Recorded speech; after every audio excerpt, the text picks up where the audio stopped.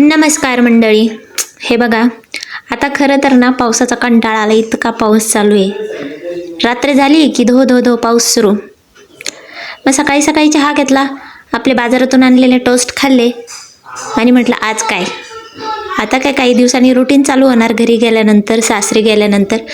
आता थोडेच दिवस आहे, एन्जॉय करून घ्या, ब्लॉग बनवून घ्या. काय माहीत तिकडे गेल्यानंतर टाईम भेटतो नाही भेटतो. बघा वातावरण तर छान आहे, पण पावसाने नको नको वीट आणलाय आता. बस रे पावसा. आणि आता मान्सून पण येणार आहे. हे माझे मामा उभे आहेत तिथं बाहेर आणि विश्वम त्यांना बाबा चला खेळायला, बाबा चला खेळायला, आणि ते पण खेळतात त्याच्यासोबत. मग तो पण खेळत बसतो. मग हे दोन मामा गेले दुपारी काहीतरी डिस्कशन करून नॉनव्हेज आणायला गावात, शेजारच्या गावात.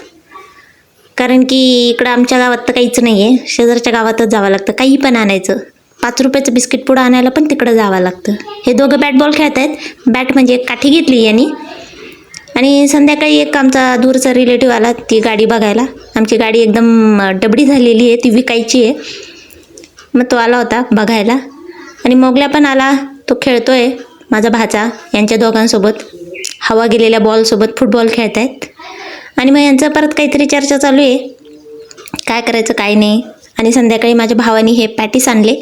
मग आम्ही सगळ्यांनी बसून ते खाल्ले, गरम गरम होते.